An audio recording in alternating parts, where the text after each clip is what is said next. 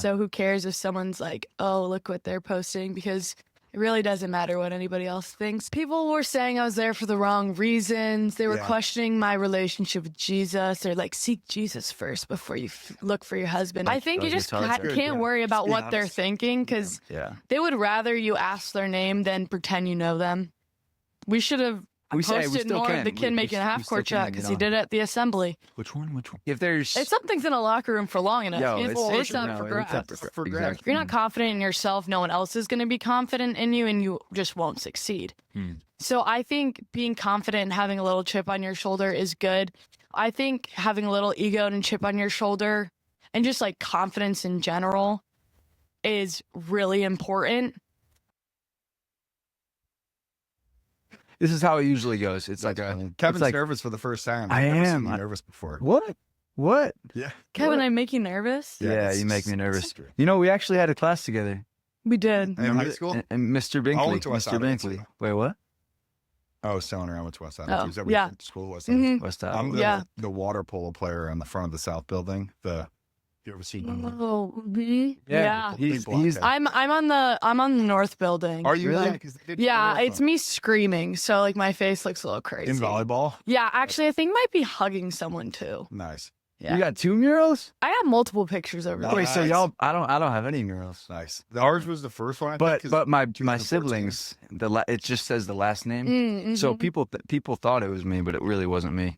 Yeah. You know, well, it's okay because wait, what's her name? The AP Calc teacher we both had shows your video like every year as an example. Oh, for the final project. Wait, who's this? I need to know about this. Why am I blanking on her name? Oh no, it's Walworth. Walworth. Yes. Walworth. Yeah. That was that was the class for sure. No, I was the other teacher though. The other AP Calc teacher. Him singing. I'm not even gonna.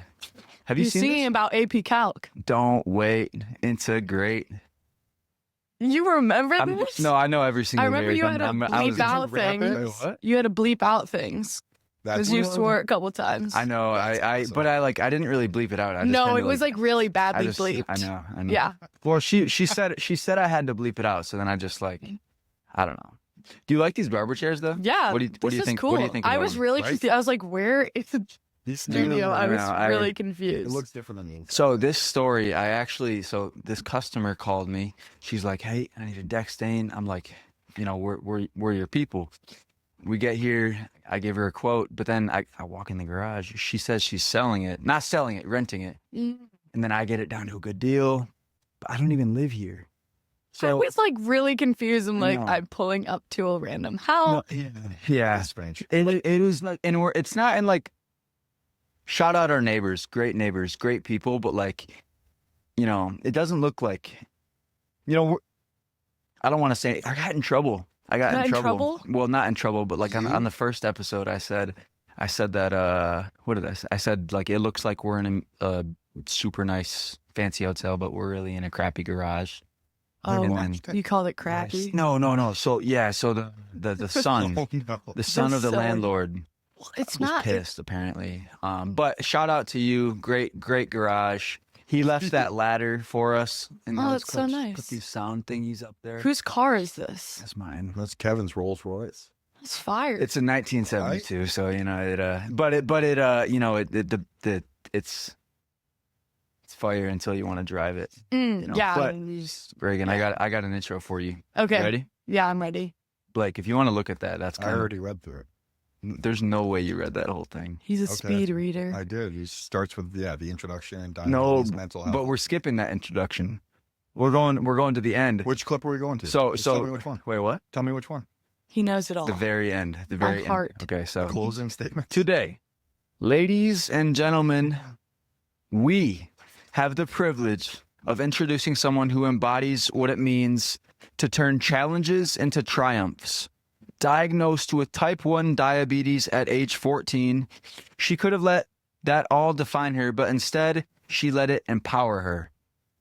From her days as an all-state volleyball player at West Ottawa High School, the West Ottawa High School, to her incredible achievements as Division I athlete at Miami of Ohio, Reagan Lance has proven time and time again that no obstacle is too great when you combine grit, heart, and an unwavering commitment to making the world a better place. But she's more than just an athlete, you guys. She is more than just an athlete. She's an advocate, a leader, and a voice for millions navigating the complexities of type 1 diabetes. And her courage to speak openly about her struggles and her determination to educate others have inspired not only me, but countless individuals, young and old, to embrace their own journeys with strength and pride. Reagan's story isn't just about volleyball, or this is a long intro, just about volleyball or diabetes. It's about the power of resilience and the impact of using your platforms to uplift others. Shout out you, but it is an honor to be here. It's not an honor to be here. It's an honor to welcome somebody who is redefining what it means to be an athlete, an advocate, and an inspiration. So, ladies and gentlemen, welcome Reagan Lance. Usually, this is the first one we've had like a. It's been like half and half. Sometimes there's two other people here, but then when they clap, it gets the big. So, Blake, when I clap, you got to clap now. I did. Should we do one more round of applause? Let's do one more. Shout out Reagan Lance. How are you doing? Thank you. How are you doing today? I'm great. How are you? I love that you didn't start that off by reading the first line, which is the best introduction she's ever heard. It was a pretty good introduction. You made me feel really good about myself. A little boost. I should start doing because I've tried to do introductions in the past, but I'm like, I just kind of blank and I just like start laughing, which I did in that too, and it's like word for word. I still kind of messed up. So, but okay, I'm gonna give like just my perspective of your journey because I know how hard it is, like to like go in front of a camera and then post it on Instagram. On TikTok is one thing, but Instagram, because that's where like everyone is. Yeah. How do you do it? I say, it takes a lot of takes and writing down what you're going to say if you want to make a video and post about it. Yeah. But I think it too helps just like knowing why you're posting the video. And also I think more and more people being like on social media and building their platforms, just some of the people that have gotten bigger and showed more of their life, they've said not to be afraid to post your content and just do it because you never know who it could impact. Yeah. So who cares if someone's like, oh, look what they're posting, because it really doesn't matter what anybody else thinks. Was it hard a little bit though? Yeah, for sure. Yeah. There's times I'll like go and I like posted a video talking about my 5-year anniversary and I just like will go on it. I'm like, oh, I don't want to listen to my voice. But I just had a similar experience where I was looking at my old TikToks and it was tough. Oh, I look at the TikToks that I've like now made like only I can see, and I'm like, I posted this for people to see. What? Which one? Oh, it's long gone. You can't find it. What was it? Oh, it was just some real cringy dancing. It was some real cringy dancing? Yeah, and I really thought my hair was eating, and it was not. Really? Yeah. I really thought my hair was eating. What does eating mean? Like it was really, like it looked really good. Yeah, absolutely not. I'm hip with the. Yeah, I'm not really into it. Yeah, it's okay. The side part was way too deep. Wait, you didn't the side part? I had a side really over. Yeah, don't even get me started about hair. My hair is just kind of. Yeah, when are we getting that haircut? Saw you posted on your story this morning. Yours needs to be cut. Mine needs to grow. I've said I'm going to cut it like a million times. Hey, I'll figure out how to cut it. No, I mean, I'll do it for free. I'll figure it out. If you got scissors here, high key, I'd be down. I'll give him a haircut. No, don't worry, guys. It looks like I don't even know what's going on. I'm not. Usually I go to Great Clips. And just get the haircut. It's like a reverse mullet, you know? It really Party is. in the front. Party's really in the front. Well, and it gets so long where then you can like tuck it behind it. Here. Yeah, I can do a lot of different things. Yeah, I could braid your hair. No. Well, so the problem is I got a hairline issue. Okay, so you're trying to hide the hairline. Gotta hide the hairline. You gotta own the hairline. Well, it is what it is. TV's a little bit longer, I got it too. It is what it is, but like at the same time, it's like I gotta be me. Like I feel like if I do this, if I do whatever, I have to be confident. You know what I mean? Yeah, no, I get that. The hairline, it's like it's not a big. Get a toupee. A what? There you toupee. go. No one would know. Trump it up. Trump it up. Well, Let's get a actually, I might little go to. toupee. I act. I've been Hair looking into transplant? that. Yeah, because if you were to get a hair transplant here, Mhm. yeah, it's like an actual No. See, no, but so it's like 2,500. Maybe you just start Around- doing, cupping, like for your shoulders and stuff. Makes your Cup your hair. Yes, it opens your hair follicles.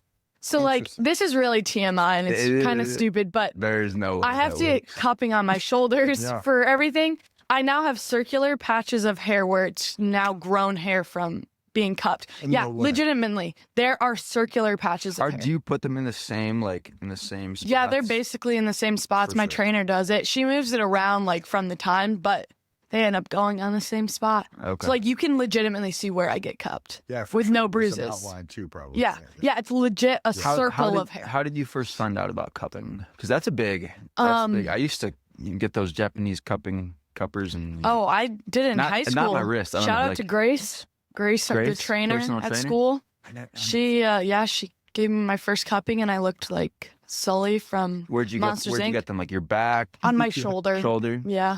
Did you have? Oh, because you spike. Mm-hmm. Yeah. Yeah. So I wasn't talking with Blake. I was gonna make a funny joke, but he wouldn't have gone along with it. So, Oh no! But Who got so- say now? beach volleyball, right? Mm-hmm.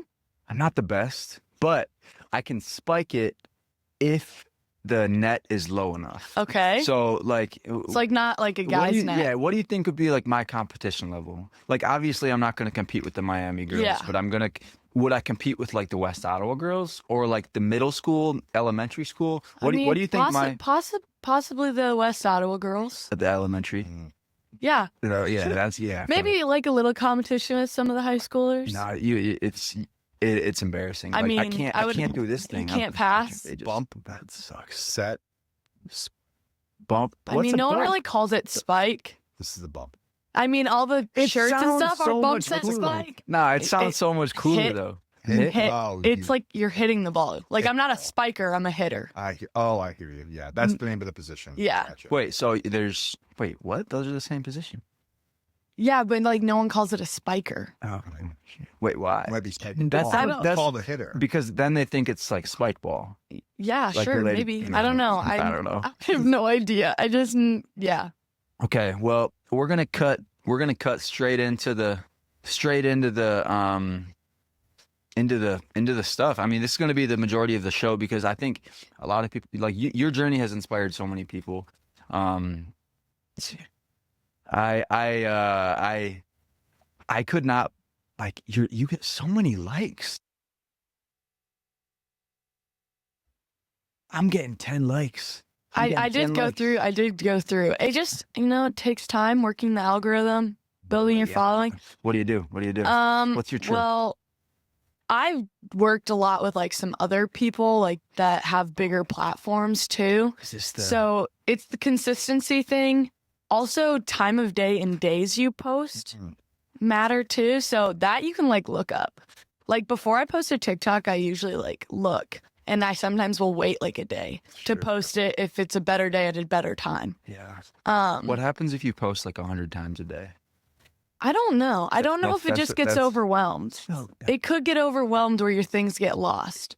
Well, I'm doing that right now, and it's like it's working to an extent, a little bit, but I don't know. It's like Maybe slow it down a little bit. That's kind of Like maybe that's a weird five. thing. But the 5 posts views a though, day? it's like the amount of people, like the amount of accounts reached, is just astronomically higher. Yeah. So, you know what I mean? I don't know. Because then you see those clothing brands with like 16,000 posts. Yeah. So I don't know. The algorithms are hard to master though. And they're always changing too. What's your favorite social media to post on? I think TikTok. Because I TikTok? think it's the easiest to catch the algorithm on. Like, it's still hard, Yeah. but you can catch it on a one-off, like, often. Like, I just got roasted on and toasted on TikTok. I posted a video. I was at Passion, which is a big Christian conference in Atlanta. So I made a TikTok as a joke. It's also something they joke about at the conference all the time. What was the joke? It was POV at Passion looking for my future husband. And I was just like looking around and then I filmed around. Okay. Funny, hilarious. I got roasted and toasted in my comments, but a lot of people were interacting with my post. So it got like 73,000 views. Oh, Yeah. So it did really well. Yeah. And like a lot of people randomly DM'd me from it. Some weird people. We didn't DM them back. Is one of them the future husband? Or? No, Okay. absolutely not. Really? You scroll through the profile just to make sure. Yeah, we take a look, but most of the time they look like they're 16, and I'm like, Yeah. Also, no. Passion. That sounds awesome. Well, it's so amazing. Yeah. It's such a I've been to cool few retreats, experience. like with my church, but like never been to Passion. It's Been to so some cool. concerts. I love it. How'd you get started? What is Passion? Because So it's a huge conference put on every year by Passion City Church. There's some like really Louis Giglio. He's a very well-known pastor. He's written some books and whatnot, but he kind of started it. And it's just college-aged kids, and you buy a ticket, and they put on a big conference, and there's people who come and speak, and then lots of music, and it's just like a time to come and learn. Was there a lot of people doing TikToks there? Okay, because I think I saw. Yeah, there were other people who made like the TikTok I made. So the guys that made it got less roasted than I did. Did they get less views too? No, not really. They just double Wait, why standard. did you get so roasted? What happened? People were saying I was there for the wrong reasons. They were questioning my relationship with Jesus. They're like, seek Jesus first before you look for your husband. And they're like, he'll only come when you stop worrying about him.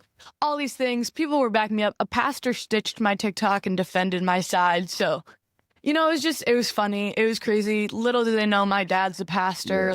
My dad thought it was hilarious. Is your dad a pastor around here? Yeah, he is a pastor at Beechwood Church. He's the lead pastor. Shout out, Mr. That's Lance. a smaller Yes. Shout out, church, Mr. right? Lance.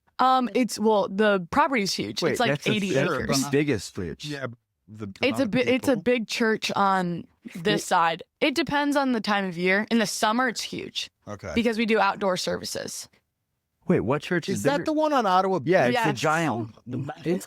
I've been there before. I've probably listened to your dad talk. Probably he's Pastor Dave. He's That's awesome. darker. He looks like he's another. He's not white, but he's white. But he's She's really getting dark canceled, skinned. guys. Awesome. I'm gonna get She's canceled. getting canceled. I'm gonna get canceled. But She's my dad has been asked if he's like Hispanic, if he's black, Really? if he's Indian. Yeah, by like people, like random people. Like when we lived in Texas, like there was a lot of construction workers in our neighborhood, and they would come up to him and start talking, like speaking Spanish. And my dad's like, I don't know what you're saying. So your oldest brother lives in Texas Yes, now with his wife. with his wife, recently married. Yeah, they're going almost 2 years. How's the wife? How's the wife? I love her. She's very sweet. It's really weird because like they met like at school, so we've never really had a ton of time with her. But I love her. She's awesome. She's good. Yeah. How old's your brother? He's 26. Did I go to high school with him then? I'm 27. No, he didn't didn't go go to to- school here. He stayed in Texas when we moved Cool. because he knew he was going to Texas A&M, and to keep in-state tuition, he had to stay. Yeah. And your dad moved for the pastor job? Yeah, and for family too. Sure. Yeah. I gotta throw myself under the bus here because I just saw your brother Kyle. Mm-hmm. Kyle. You had coffee with him. Yeah. Yes. Oh, beautiful Yes. coffee. Beautiful coffee. Great time. I told Kyle that he should have come today, but he's at work. Well, I felt bad. I told him I was going to go to the church on Sunday, and then I didn't go, and I feel really bad. That goes against your values. I know, man. I know. I haven't apologized to him yet, though. So I just Come this Sunday. I had Make it to up get to it. him. Right. I know. Right. I should. Come this I should. Sunday. I'll go with you. I will say Beechwood is a really easy church to come to for the first time. Really? Mm-hmm. Especially Super when it's easy. outside in the I summer. feel like everyone always says that. No, it actually is super easy because there's a What- lot of people and this seating and everything is so spaced out. Like you can come to church and then if you don't really want to talk to anybody after, like you can bolt out pretty fast. Really? Yeah. Do you know that? You know that feeling when like Yeah. you don't want to talk to anyone, but then you feel like you have to, and Yes, it's like hard. yes. Have you ever dealt with that? For Like- sure. There have been many times in public I see someone, I'm like, I should say hi, but I don't really want to right But now. you don't remember their So name. then I just or pretend their- I don't see them. Well, you're probably like me. Like I grew up in Emmanuel Church that's like next to Ridgepoint. Mm-hmm. like born in the church, but like every time I go, I have to get stopped by like 35 people that want to talk, you know? So Oh, being a pastor's kid, I get That's stopped by people Yeah. all the time and they're like, oh my goodness, hey. I'm like, yeah. Yeah. no idea who they are. Right. No idea. Like, I'll get stopped in Good to see public you by again. someone. Oh my goodness, how's school? Da da da. Your Yeah. dad's been da da da. And I'm like, yeah, it's awesome. So good seeing you. I'll tell them I saw you. And then I'm like, Dad, I saw this person. I don't know who they are, but they told me to say You hi. don't say your name, Yes. and then like that is. And then they'll be so like, do you awkward. know who I am? And I'm like, no. Well, but then like, don't you I feel feel pressure to say that? Have you ever got someone's name wrong? Like you think you have their name, and then like you say it wrong. I just refrain from saying their name if I don't know it. Yeah. And then I'll ask them to remind me it sometimes.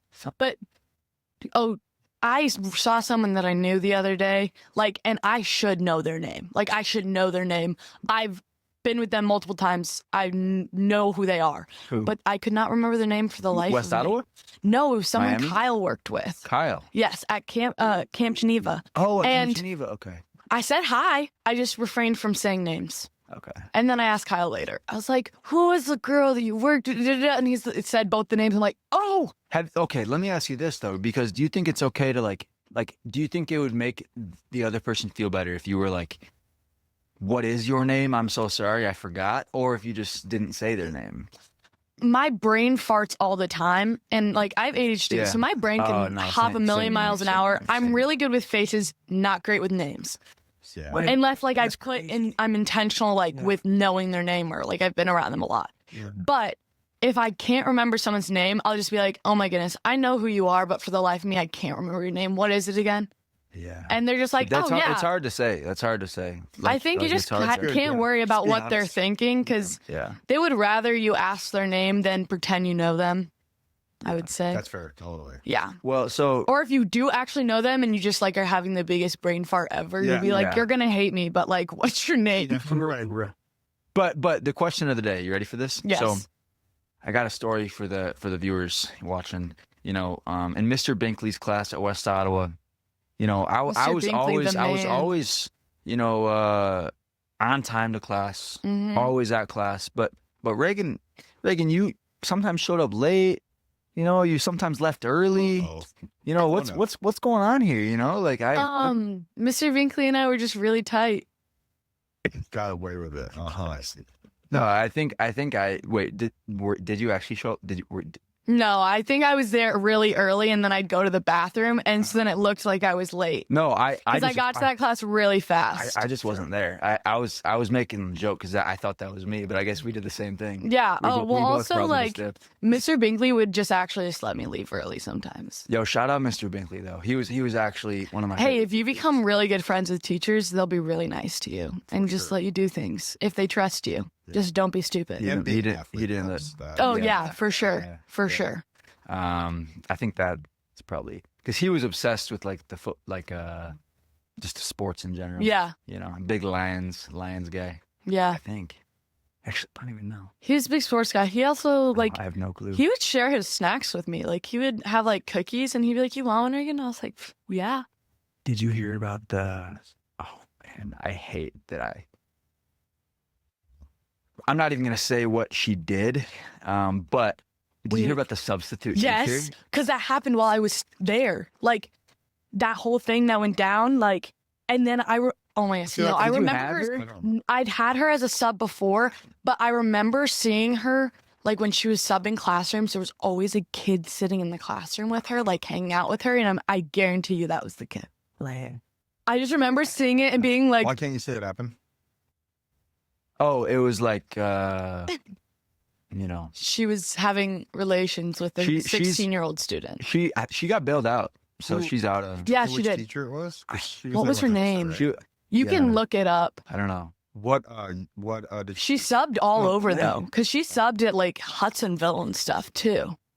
It's, But the reason she got caught is because she bought the kid, like, a PS5. PS5. Hell no. And the parents were like, where'd you get that? Yeah. yeah. Well, my teacher bought it for me. Instantly caught. No, I think there There was must have been an no, there was- investigation yeah. going on her Oh, for sure. anyways, You and then can they tell saw, those like, type the messages. PS5 is, what set it over the Oh, edge. tough. Okay. I wonder if like Mr. Manning took it and he like kept it. You know what? You know what Mr. Manning did to me What did he do? when I was in high school? No, nothing like that. But it wasn't Mr. Manning. It was just West Ottawa. Like I always felt like I genuinely felt at West Ottawa like everyone was just out to get me because. Oh, there are plenty of kids like that. Yeah. Well, I felt that way too. I took slices of pizza, right? And I cut into the corner of like a different slice of pizza every single day. But like I wouldn't hide it. I wouldn't hide that little extra. It wasn't a whole slice. It was literally just a tiny little chunk. They also do free lunch now. So what do they really care? Yeah. Really? Lunch is free. You guys get free hot lunch. Yeah. It was. Can you buy like cookies and stuff though still? And like. I'm sure you can still buy stuff, but now the lunches are fully free. Crazy. I never knew.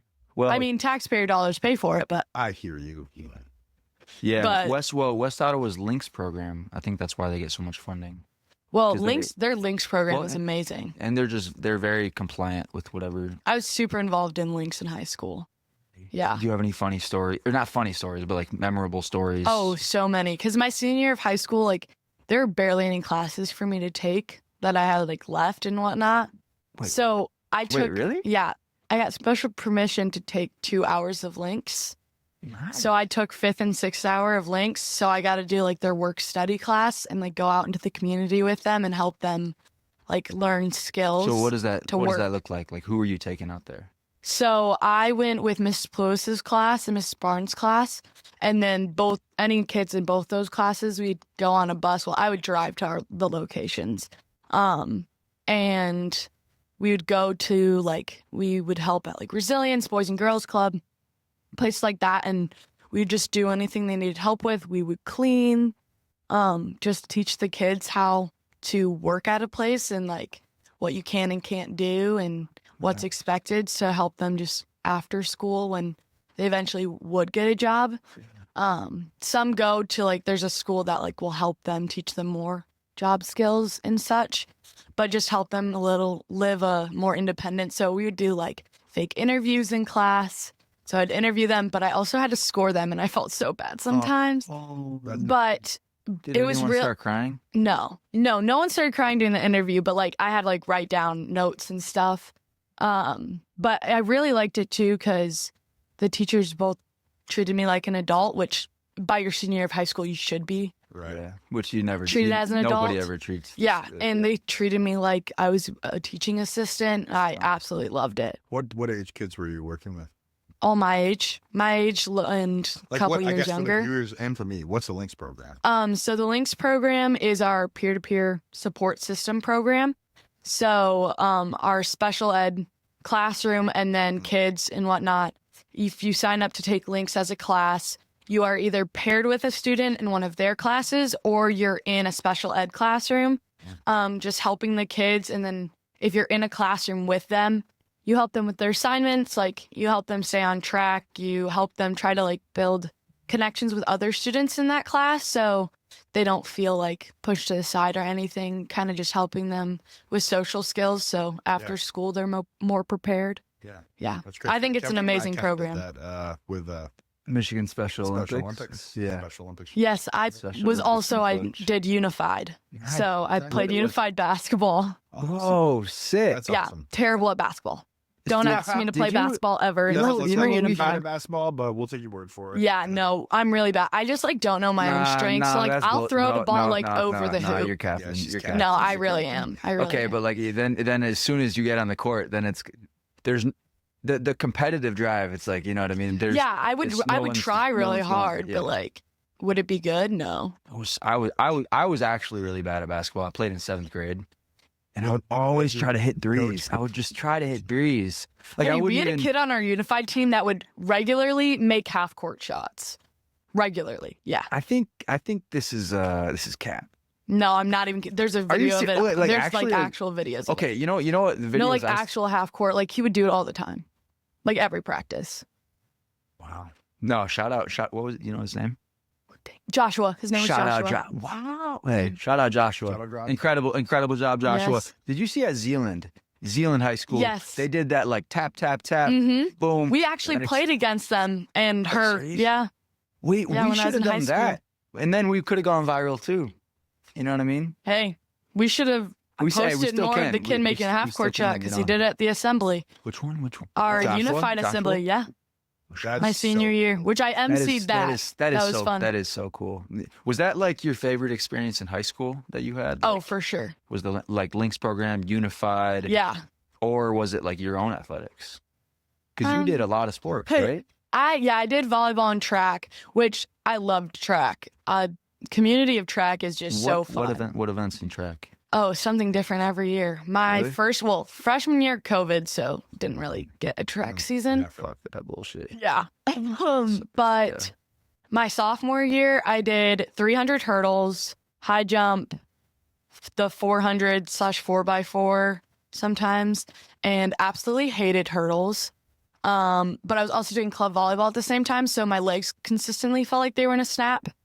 Did they ever snap? No, I really did think they were going to though, because I couldn't like practice hurdles because I would go to run up to the hurdle and I'd stop because my legs weren't going to go over or like up in any way. My form was also bad, but I like jumped really high over the hurdle, so it was fine. Yeah. Fun fact, my first time I ran the 300 hurdles, which was like our first meet, hadn't been at practice, didn't know how to run hurdles, learned 10 minutes before, and I got first, so. Let's go. Yeah. Natural athlete. Fist bump. That's really what So, it is. 300 hurdles. Yeah, my junior year. Okay, for the people watching, because they're probably thinking like, Reagan, how do you hurdle 300 times? But it's not 300 It's times. not 300. It's 300 Myrtle. Myrtle. Down a murder Words. each one there. 300 The right? Yes. No, it's like a 75% of the track, right? Yes, 75% of the track, and then there's hurdles set up. I don't even know how many hurdles there are, actually. Good math there, but I could probably do like a 10-yard dash. I could do. Yeah. That could be. Well, that's. In my junior year, I always high jumped. I high jumped every year. But how high? I only ever got like 5 feet, but that's because I couldn't practice. That's good. I could have gotten like 5'2", 5'4", probably 5'6", but I just didn't have the time to like go to practice and like get the form down. So, so you were just my like form. I was just kind of like jumping, you know. Wait, no, that's crazy. Yeah, 5 foot. I spiked my leg once while high jumping. Really should have gotten stitches, but I went to volleyball practice after, so I have a scar on my calf. Yes. Hey. This 6 weeks ago. I'm gonna make a guess that it wasn't it was not an athletic injury. Oh. I'm gonna make a guess that it was like That was brutally rude. Well, no, it was not. It was well, you have to be athletic to do what I was doing. All right.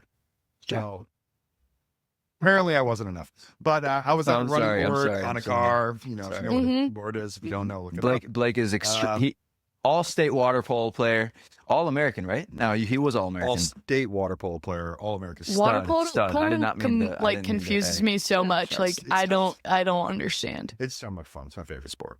Yeah. I know a water polo player that plays at USC. He has type 1, so that's why I know him. But oh no, yeah, he's a good water polo. Yeah, he's like 6'5". Well, I used to have the Trojans Speedo. Oh, because I went to California to play on our junior Olympic team for 4 years, and when I was out there, they had that team, the Trojans, were handing out free suits. I've taken one. Wait, I'm gonna. Part of me is thinking they were not just there handing out free suits. No, but is that actually they were actually just handing out free suits? Yeah. Because if it was me, I would have just found it in the locker room, been like, well, we were athletes. Like it's a lost and found right here. You know, like if there's if something's in a locker room for long enough, it's up for grabs. Exactly. Just wash it, you're good to go. Yeah. No, they were out handing free suits to the athletes that we had made it into the which felt the platinum division. There's 24 teams left in the country. Wow. And like we were just at the tournament, and there was a guy walking around with caps and a swimsuit, and he was just handing them out to everyone. And there were more than Trojans. That's sick. I chose the Trojan one, but yeah, it was great. We actually just got in the pool the other day. I got in the pool for the first time in a long time. I swam in middle school, right? Really? Yeah. Really? Who was the coach? Wait, Jeff Hardy? Like swam?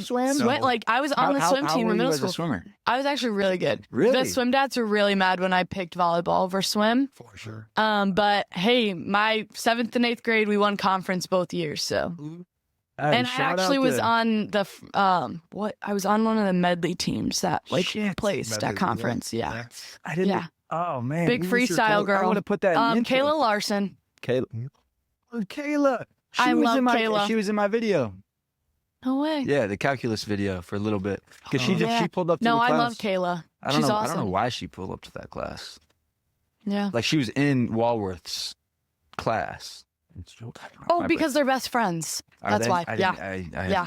They're really good friends. Does she still play that video? I wonder if she still plays probably. Yeah, it's public. I hope so. I want to hear it. I hope she does. You know what I did for my project? No, we're not gonna. I learned how to cross stitch.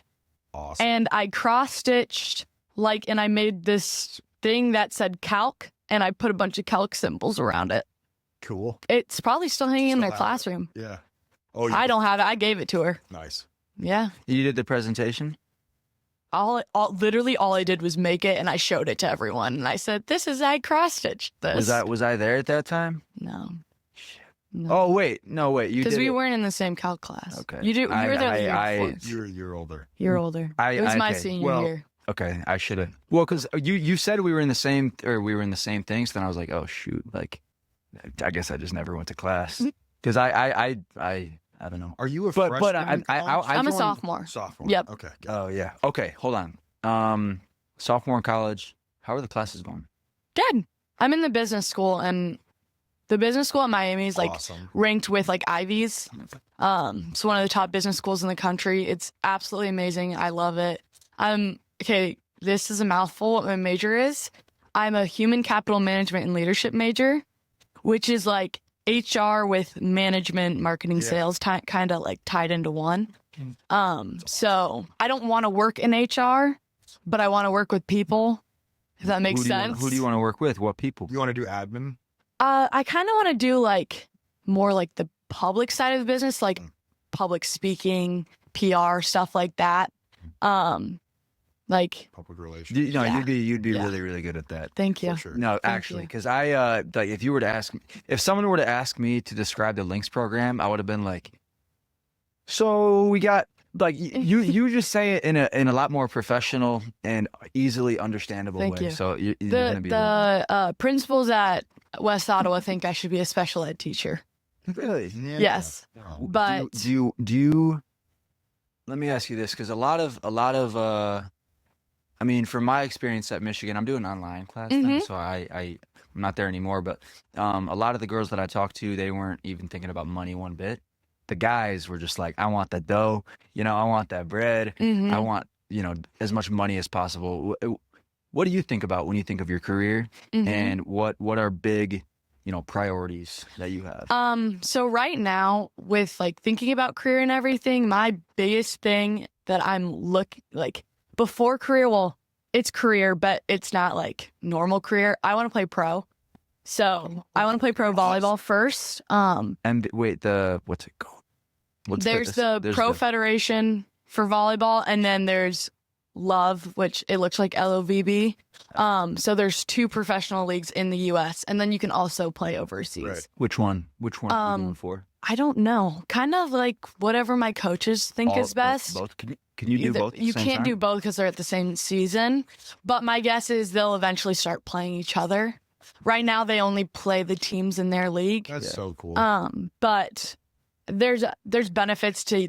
They're just a little bit different how they run things. Yeah. So I'd have to do a little more research on all of that. But have you done any research on the girl basketball player from Iowa? Caitlin Clark? Yeah. So my dad went to Iowa. Biggest Iowa fan on planet Earth. So I know more. I've watched every Caitlin. I watched so much of her. She got offered $5 million to go to the Big Three, but then she turned it down. That's crazy. Well, I would have taken everything, Kev.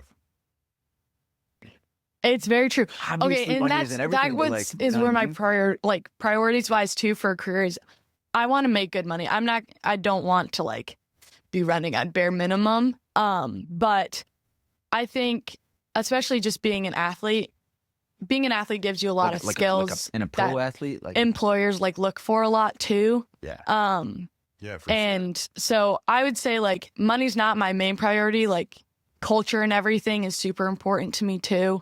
Who I'm working for, what they stand for, values wise. And then also just like, what are we like doing? Like, what is the goal of the company? So I thought about a lot of different things. I could work for like a big company, I think. But I also would love to work for like a nonprofit, like Unified, or be working for like one of the companies that I use for my machines, like Dexcom or Omnipod or something. What about Dexcom? That's good. There's an idea in Japanese history, Kevin, called Akima. And Akima is like the idea that 4 things happen are true in a career. That you're doing what you love, that you do what you're good at, that you do something that the world needs, and that you get rewarded for it. But the reward is like, it's not like, yeah, you got to make at least 150,000. Reward is whatever you think the reward is, right? Yeah. You like Reagan's dad, pastor. Reagan. Did I say that? You said Reagan. Which a lot of people in West Michigan do. It's hard. All of my friends say my name differently. I don't care how you pronounce my name. I really don't. I was going to make it wrong. People say my name wrong all the time. People spell it wrong all the time. It's okay. It's fine. I wonder who gets their name spelled wrong more, me or you? Because my everyone does. Come on. What? Kevin, how do people spell your my name? last name? My last name. Albert. Oh, didn't you wrong? Oh, but people. Okay, the thing is though, people spell my first and last name wrong That's fair. because people think Lance is Lance, but it's Lantz. The way I like my family spells it. Unique. It makes you stand out. Yeah. You know? Which also, hot take, I think the way I spell my name is the only correct way because I think REA is Reagan. That's what I said. So, too. okay, I said the so- same thing. RAE is Reagan. Reagan. Is the beginning. Reagan. REA is Regan. Because when you say read, it's REA. Like, Agreed. why do you not pronounce Read. it the same? Yeah, I don't know. You're telling me. You know? But where the guy Hold on. You said something before that, and it clicked. If you were to keep going, I would have forgot. Oh, I know what you're talking about. Also, with management leadership class, I'm going off of what I think you're going to talk about. For sure. That I took this semester, we talked a lot about like what motivates people and how to best lead people. And one of the things we went over that a lot of people don't realize is money is not the best way to motivate people. It's not going to keep you satisfied. And it's not the greatest proponent to job satisfaction, values, culture, things like that are way more than money will ever be. Because, I mean, once you get to a certain amount of money, it's like getting more is like, oh, well, if you're not happy with where you are at your job, you're never going to be happy. Yeah. Shout out culture for real. Culture. Wait, hold on. There's a good culture quote from I don't have the mug here. I don't know. I was gonna try to think of a quote from the CEO. It's not gonna come to my head, but I'm a firm believer. Blake was talking about loving what you do. I just started a new thing where I'm no longer saying I work. I'm never gonna work a day in my life. I'm done. No more working. I'm done working. I'm not gonna ever work hard. I'm not gonna ever work at anything. I'm gonna play. That's gonna be my new thing. So how do you feel about that? Do you think that kind of like with just follow your passion? That's kind of I don't know. That's what I'm thinking though. Like, do you think with volleyball, like, do you feel like you're working when you're at practice, or do you feel like you're playing and you're excited? No, I love being there. Like, I don't know what I would do if I wasn't playing volleyball in college. One, I love being busy. I love being on a schedule. Yeah. So I feel like I would lose my mind. I need structure. That's how I've always been. I've always been busy. So I like being busy. And no, volleyball has never really felt like work. It's like, I'm just so, and a lot of my focus has shifted. My freshman year was kind of crazy. Coaches, not great, craziness. Like, my coach was an absolute legend, had been there for 40 years. She's done a lot for the sport of volleyball and women in sports and Title IX, everything. Amazing. But she'd just been there for quite a few years. So we had some assistant coaches that were kind of crazy. We had one that was very manipulative, and it was just not a good situation. No one was really happy, and like, we were really bad. Just being completely honest, we were bad because we weren't being taught the right things. We weren't being told why. So no one could really buy in because we'd ask, like, why are we doing this? And they'd be like, oh, because coach said. okay, but like, what's the reasoning behind it? Because it didn't make sense. We weren't winning. So it's like, it wasn't working either. Yeah. So it was just like, nothing could really convince us like why we were doing it. There was whole sorts of lot of not great things going on. I got concussed. My coach sat me down and told me it was my fault. How'd you get concussed? I got hit in the face. With what? Like a ball? Yeah. Like you got during a game. Yeah. In the face? Yeah. Like how many feet away? Were you guys I'd both say in probably the air? 5 feet away. Describe I was on this. the ground. Girl was in the air. Like, so there was an overpass. I was in front of the 10-foot line. All right, rewind. What's an overpass? Okay, an overpass is when someone on your team, like, it's before the third contact, so it doesn't have to go over yet. Right. On the second contact, someone passed the ball, like, right over the net. So that's an overpass. So you weren't trying to pass it over. It's an overpass. Got it. So an overpass, which most of the time the hitter on the other side can hit. And it was a senior on the other side, really hard hitter. My coach says, like, probably one of the hardest hitters in the MAC. My freshman year, she's gone now. Yes. Eastern. Do you think she was aiming for your face? I think she was really, she just didn't even like see me there. She was just ready to like unleash on the ball, and she did. And I was in the wrong place at the wrong time. So I turned knowing it was going over, and I was like ready to like, you know, maybe like dig the ball or something. Yeah. Staring at her hand and the ball, and there was not enough time for my hands to come here. So I turned my face so I wouldn't take it between the eyes. Yeah. Yeah. But it's kind of funny. I'll show you guys a video later because I have it because it's hilarious. We gotta see the video. But I like low key took it in like slow motion. Like I kind of like toppled down, but I take it to the side of my face. It looks like it hits my neck, but it hit my whole face. Throws my neck back, so I get whiplash, and then I like fall to the ground and start crying. Yeah, Wow. you know. And then I got back up. And I'm crying, talking to my trainer, and I'm like, I think I just got scared. I'm fine. Tried to go back in. She said, absolutely not. You just got rocked. Fair. Took me to the table and was like, we're going to let you sit. 30 minutes, maybe we'll let you go back in. I never went back in. Deal, yeah, they are. I was back in a week, though. Yeah, I was back the next week. Was told probably 2 weeks. You didn't go through the I played the protocol? next. I did go through all the protocol. She's did. seeing stars. Are you seeing stars? No, I'm fine. Concussions are awful. Yeah. Never suggest getting one of those. Yeah. But I got sat down while I was still concussed and was told it was my fault. Who told you it was your fault? Our assistant coach. What was the reasoning behind it being your fault? Just a series of events of what happened that I didn't do my job in one place. What do you say to her? What do you say to her? Like, in that moment, because I was concussed and I was shocked that she was blaming me at that moment because there's nothing I could have done now. Little uppercut to the I face. started crying and I just said, yeah. But then I went back and watched it that night. I almost confronted her and said, like, no, that was not my fault. But I chose peace. And I just moved on. Bigger person. And I also knew they were going to be gone. So How'd you know? Our coach had told us at the beginning of the season that she was retiring. So then when she goes, everyone goes? Sometimes, not always. Yeah. We knew that our assistant coach, the manipulative one, was going to apply, but we told our AD we didn't want her. To be the head coach? I love our new coach. Shout out the new coach. New coach, awesome. He's a guy. He's from Penn State. Coach Dan Gwitt, you're awesome. We love you. Shout out Dan Gwitt. Yeah, no, he's awesome. He knows what he's doing. Sorry, Blake. He played volleyball at Penn State. He was an assistant. Before that, he was an assistant at Indiana. Knows what he's doing. Been in the business for a long time. So yeah, he's awesome. Let's go. So I'm how does the team culture feel now compared to last year? Like world of completely difference. different. World of difference. There's still things we're working on. They're like. We're working through it. Some of it was like, it was just so ingrained in people, that. Like, are you leaving?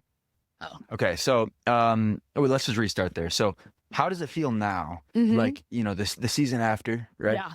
Different season, different coach, different culture. Mm-hmm. Yeah. So with him coming in last spring, it was kind of crazy. We didn't get him to like mid-February.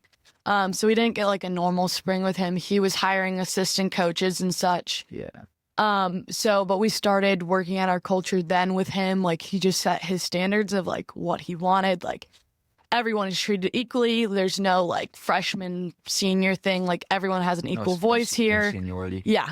yeah, just because you're a senior doesn't mean you get to be mean to the freshmen. Like, we're not doing things like that, which I really appreciated that because that was not in our culture before. Did you go through any hazing your freshman year? No, because we're really big on not hazing because we're not about to get in any of that trouble there. Yeah, nice. Yeah. But I mean, like, in its own way, was not treated very well by some people just because. Like upperclassmen or the coaches? Yeah, upperclassmen, coaches, yeah, different things. Just because, like, I'm a very loud, outgoing person. Yeah. And if someone tells me I'm not doing something, but I know I'm actively doing it, I'm not going to say okay. Yeah. And that's what they wanted me to say. So I would say no, and I would push back, and then people would be upset about that. Yeah. But it's like, that's the passion, you know? That's the exactly. Grit. That's exactly. That's and it was just like, they were more upset that I was a freshman telling them no than like. But like that freshman was probably carrying the team. Exactly. Well, wait, I wasn't. I was playing another position. Shout out her teammates. I'm sure. Oh no, my teammates are amazing. I love them all. Yeah. They're all awesome. They were just used to what was normal and what was expected. Like, seniors were hard on the freshmen. That was a thing. Yeah. But it was just like, with our new coach, like, leveling the playing field. Like, just because you're a senior doesn't mean you have the right to, like, tell someone, like, hold people accountable. Yes, obviously you should always hold your teammates accountable. But there's an extent to when you also have to reflect on yourself and if you're doing it, and then how it's coming off and, like, how you go about it, because it can, if you go about it wrong, it can really impact your team. And also, we're all here to play D1 volleyball, compete at the highest level. We don't need to act like we're all on a level playing field. We're all going to work our butts off. We're all working for the same goal. Yes, some people may have more experience and more knowledge and be able to give that to, like, younger players, but it doesn't give you the right to, like, look down upon them or like they're just a freshman. Give them grace for, like, learning curves and everything, help them out, but never push them into a box because it's never going to actually help your team. And my coach was really big on that. Like, I'm going to treat you all equally. Like, you're all here for the same reason. You're all going to work hard. And I'm not going to have any of that, like, was there senior bullying. Has there been anything, like, any problems or any sort of? No, not really. I mean, it's gotten worlds better. And, like, if there was anything, my coach would see it and deal with it. He sees so much. He's really good at reading people. Vision. Good vision. Oh, yeah. And he's really big on culture. Contacts, or what does he wear? He's got nothing. He's just maybe he has those, you know, those new meta things, those Instagram. Oh yeah, things? Yeah. VR, you can, like, film. It looks like, I don't know, it's crazy. No, he notices a lot. And can I ask you a question about type 1? Yeah. So you said that you have type 1. Oh wait. You said that type 1 diabetes can make kids feel weird. Mm-hmm. So how do you think we can break down those stigmas and make kids feel more empowered instead of different? Yeah. So my really big thing that I've wanted to do now, being a college athlete and everything, is just create more awareness around it and visibility around it, because a lot of people don't know what type 1 diabetes is. And if you don't know what it is, it's an autoimmune disease where your immune system attacks your pancreas, which produces insulin, and it attacks your beta cells, so you no longer produce insulin. If you don't know what insulin is the hormone in your body that converts carbohydrates into energy. So without the existence of insulin, you can't have energy, really. So before I was diagnosed, I actually diagnosed myself. My oldest brother also has type 1, which that may make you think it's genetic. It technically isn't. It's a gene, but they don't know it triggers it. So it's triggered by something environmental, virus, food, water. They don't know what it is. How did you diagnose yourself? So there's symptoms, which everyone should know the symptoms. What are the symptoms? They are losing weight really rapidly, being super hungry, like never feeling full, being super duper hungry, drinking a ton of water. Like, you drink water, you'll drink like a cup probably this big, and you'll feel like you haven't drank water in days. But how? So you're drinking all that stuff? And going to the bathroom a lot, like peeing all the time. So I started noticing those symptoms at the like end of 8th grade. During class, I was going to the bathroom like every single class, probably a couple times. Drinking a ton of water, was super duper tired. And then I lost 10 pounds in 2 weeks, which like 7 of those pounds being in a singular week. And I was eating a ton of food and was never full. Like this is so like hard to admit, but I literally ate like a whole bag of goldfish after school one day. For sure. And was starving. Really? Yeah. I was like, what? Those are good. They don't have a lot of nutrition. You know, they're good. No, but like usually like you can chow down a bit, but like then you start feeling like a wad in your stomach because they kind of just like ball up, it's you know? the salt in my mouth, you know? Yeah. The salty. Yeah. Sorry. But I started noticing those symptoms and I just said to my mom, I was like, I think I have type 1. I started like looking up the symptoms again. I'm like, am I going crazy? Da, da, da. And she's like, oh no, you're just growing. But then it kept going on. I'm like, Mom, I really think I have type 1. So we checked my blood sugar. It read high 3 times. So went to the hospital and was officially diagnosed. And at that time, I'd already decided that I really wanted to play college volleyball. No way in my mind was it ever going to stop me. I was like, I'm going to figure this out. Yep. We'll figure it out.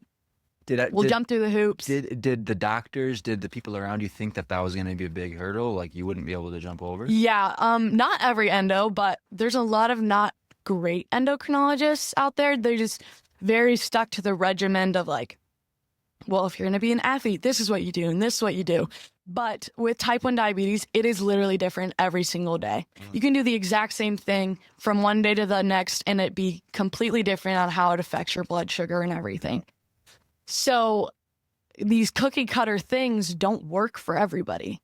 And then they also, if you're younger, when you're diagnosed and a parent has absolutely no knowledge or no medical knowledge, like they can get really scared because it is a scary thing. I'm on life support every single day. And like to put it into view for people who don't realize how serious type 1 is. I control whether I live or die every day. Do you wear a pump? Yeah, I wear an Omnipod, a pump. It's on my leg. You kind of can't see it. And then I wear a Dexcom, which is a continuous glucose monitor. What that is. Mm-hmm. So I rely, I rely on insulin, and then I track I watch my blood sugar, which that's why I actually wear my Apple Watch while I play, so that I can check my blood sugar a lot easier than looking at my phone on the sideline. So do sports let you do that? I got a waiver for it. And I just have to wear like a sweatband over it. Got it. So it's not like exposed, but I can like pull it off a second. So then you can like look at the screenshots of the other teams play both teams. Oh yeah, definitely. No NCAA, I promise I don't do that. No, yeah. No, actually that was a joke. No, but okay. That is I mean, we're both athletes. I've known a lot of athletes, but I've never known someone competing at a college level, Division I, when you're doing doubles, you're like 20 hours a week, you know, going crazy. How does that like affect you mentally? How do you? Because you said you control whether you live or die every day. What does that mean? What is that? So there's a lot of factors that go into your blood sugar and everything, like hormones. The weather can affect your blood sugar. Waking up, like. There's so many different things. You're sick, exercise. What is the snow? I don't know. It depends on the day. Sometimes if it's really hot, it's really crazy. Like, I don't know sometimes why my blood sugar is being weird. It just happens. And you can read it through your Apple Watch? Yeah. So on here, I have an app for my Dexcom. So my blood sugar is 163 right now. What's average? Wait, I don't know if that's good or not. No, that's good. That's good. We're about to find out. So my range that I keep it between is 70 and 170, which is pretty typical for most type 1s. That's huge, right? You can keep it a little looser. I just like to keep it pretty tight because I'm an athlete. 70 and 170? Yeah. That's a big range. Yeah. For you guys, that would not be normal. What's you guys, blood sugar right now, you think? probably like 70 or 80, probably around there. What would it be like if it was 170? I can't even lie, Reagan. You lost me at pancreas. Like I'm not a big. That was 10 minutes ago. I know. I'm not a while ago. You know, I'm not. No. I just like the medical stuff. I don't know anything about it. So that it's I mean, it's crazy thing, and being an athlete, there's so many, like, as an athlete, you should be doing this, this, and this. You should be eating this, like, for performance and all these things. But the thing is, like, as an athlete with type 1, I have to do things way different than every athlete. I can't eat 1 million carbs before a game because then I'm most likely going to ride a roller coaster with my blood sugar. So I try to keep... What do carbs do? They raise your blood sugar. It takes a long time for carbs to break down in your body, right? It depends on the carb. Right. So the insulin, I try to keep insulin out of my system before I play. Like, so that means I stop doing insulin 3 to 4 hours before I play or practice to keep me from riding a roller coaster. Are the insulin in those patches? It's in my pump. Yeah, it'll continuously pump as she needs it to help level her up. Yeah, so I'm always getting insulin, but when I eat food, I do more insulin for how many carbs I'm eating. Right. So since obviously it's a extremely serious medical like it's serious that you deal with every single day. Do your teammates, is there like training that they had they are aware of that maybe other I don't know, like did you have to inform them on like what to do if something happens or kind of? Yeah, so if my blood sugar were to go like super duper low, I could pass out and start seizing and then go into a coma, whatnot, craziness. So if that were to happen, they would have to use a thing called Baqsimi, which is like a nasal spray, but it's just sugar. So it would raise my blood sugar. So I've showed a few people how to do that. I really need to show my whole team. It just never happens. So it's like not something I think about that often. And then they know what all my beeps mean and stuff. And so it won't happen. It won't happen. It's not gonna. No, it's not gonna. No. So okay, so today's technology. Sorry, I didn't mean to. Today's technology is amazing. Yeah, like for sure. I'm so thankful and so blessed too that I have access to technology because there are people that don't. There's people whose insurance don't cover it. Like that's the last there's thing people if they can't. It's outrageous. I'm telling you, it makes me so angry. So a vial of insulin, which is like this big, okay? I've been hearing about this. I'm worried. I don't even know the price, but it makes me so mad. It's pennies to make a vial of insulin, okay? But a vial of insulin is over $300. Right. If you don't have insurance, you have to pay for that out of pocket.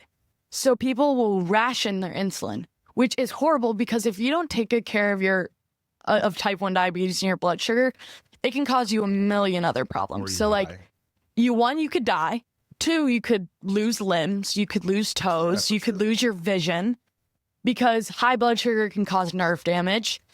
There's so many things that can go wrong if you can't afford like insulin, your medicine. Okay, so over $300. Why can't we just stupid question. Just be prepared. I'm about to ask a stupid question. What's like why are they allowed to do that, and why can't we just go and get insulin for the pennies that they make it for? Or is it like one company that patented it? Because big pharma. Money. Because they know people need it. They can. So they will sell. Oh, it makes me so angry. I think it's one of the drugs that should be regulated. I agree. Price. This is huge. It's like getting people addicted to cigarettes and then jacking up the price 5 times because they're addicted, right? Like, but they can't help it. But insulin is literally like we require it to live. They can't help it. They were born that way. That's crazy. Yeah. There is been reform for this in politics for like trying to figure out how we can make it more They've talked about it, but but nothing ever happens because big pharma runs the government and they just want their money and they can, and that's what it is. Yep. It's the going market for insulin right now.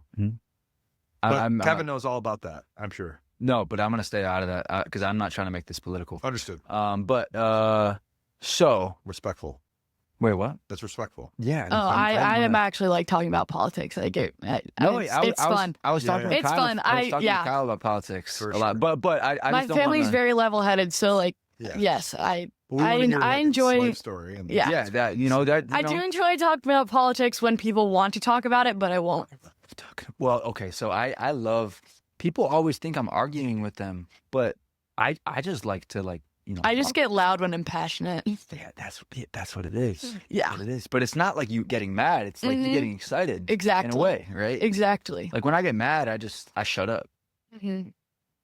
By the way, it is It's cold freezing. If you see me shaking, it's because I'm cold. Like in here, it's cold, but outside it is. When you guys see this, it looks like we're so warm. It doesn't look. It doesn't look warm here because I haven't put the filter on it yet. I would love the blanket. Oh, yeah, that was really nice of you, Blake. I haven't. Of course. Yeah, sorry, Reagan. It's okay.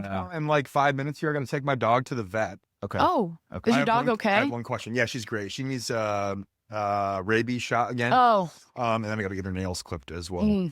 I have one question. Yes. You can answer if you want. What the heck are you gonna... I have a tattoo on my spine in Hebrew, and it reads, "When they see me, let them see you." Do you know what that means? Yeah. Okay. Not a lot of people know what it means when I say it. But essentially it means like in my actions, in my words, when other people see me, like let it be a reflection of how the Lord let it glorify God. Right? Which is an idiom because it's not very literal. God's perfect. I'm not, but you get the point. I just like, and I know you're going to college, and like I was in college. I went to Wayne State. Like I was an athlete too, stud athlete, and like balancing the act between like going to the public school system and being in college and like away from my church, but still like maintaining my faith was like pretty challenging for me, especially like. But that's my quote. Of the day. I always do a quote of the day. You said a question. Do you have a quote of the day you'd like to tell us, or in regards to your faith, or something you live by in a standard? Yeah. So I was starting to talk about this, and then I got derailed a little bit because I was talking about my crazy coaches. But my perspective really shifted my freshman year. One of my close friends here lost her mom, and then my coach wouldn't let me leave for a day to go to the funeral. My family went, and I like made a gift for her, so it was all fine. And then a really close family friend who I grew up with, was my age, passed away from brain cancer.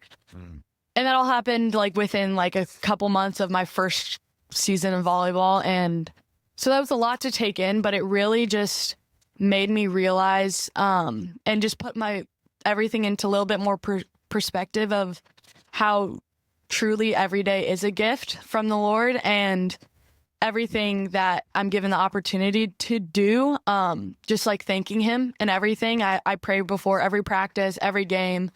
I actually lead my team in prayer before games. And I pray over us for safety, that he'll be our strength and our courage and our confidence, because at the end of the day, the life I'm living is not for me. It's all to glorify God, and I'm trying to do the best I can to that, for all of my actions to match that. Obviously, I'm a human being. I'm going to make mistakes. I'm going to sin, whatnot, but just being intentional and like trying to stay away from that. And then I also pray all the time that the Lord's joy will go through me in all that I do and in my interactions with people. So I would agree with you. I really try to live every day of just, I hope that what I do, how I interact with people, in my interactions with people, that they see you and they see your joy and your goodness, and that maybe I can help someone with their faith. And then just through playing volleyball, that one, I can maybe help someone else with showing them type 1 in sports, and showing some younger kids that, yes, it's hard, it's an obstacle, but you can do anything you set your mind to if you really want it. And don't let anyone, not your doctors, anyone, ever tell you can't do something because of your type 1, because that's just not true. It's just going to be a lot of trial and error. But also within that, I trust God in everything, and that his will be done. And so I just pray that he'll show me like what he wants me to see, that he'll open my eyes to what he wants me to see every day, and that through volleyball, I glorify his name, and people can see his joy through me. Yeah. I got to tell you, it's really inspiring. That's incredible. I got to go before I start crying. Oh, yeah.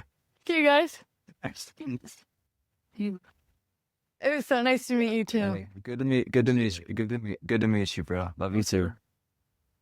Hey, good luck to your dog. Blake and I actually started off on a rough start today. So now he has to leave, and now I get to tell my side of this. Now I get to tell my side of the story, and Blake's just sitting there. He already left because he said he had to go. Oh yeah, he's already gone. So now I get to say my side of the story. Love you too, Blake. No, I'm just kidding, but no. It was so nice meeting you. Awesome, sounds good. No, Reagan, that's incredible. As someone who's not like, okay, you're obviously a lot more like. I've definitely struggled with my relationship with the Lord, and it's like I don't know. I got baptized 2 years ago. That's awesome. And I've I don't know. I don't go to church regularly, which I think that's been definitely hurting my relationship, because I used to go on a lot of long car drives. I was talking about this with Kyle, but I would go on these long car drives, and that could be the time, I just talk to the Lord. I don't play music, and I just talk. But then I don't, do those. I don't know. Like, what would you tell a guy like me who, sometimes struggles with his relationship with the Lord and struggles to see the Lord and has struggled to see the end in sight? I don't know. Like, do you have any advice for me? Yeah. My advice would be like, don't pressure yourself to do too much at once. Like, start too strong, because then that can get discouraging if you feel like, oh, you missed a day or something. I think just implementing little things like I think going to church is really important, especially like going to church in person. And obviously you can't do that all the time. Like at school, it's kind of hard for me with my schedule and everything. I just try to make it a priority to make sure I watch church online. But I have found like watching church online only does make me miss that community aspect and like being in a place with other people who are all there, like to hear the words of the Lord and everything. But I think it's also just important. I think talking to the Lord like is so important. So any moment you can get to do that in the cars, like, is amazing, and just developing that relationship.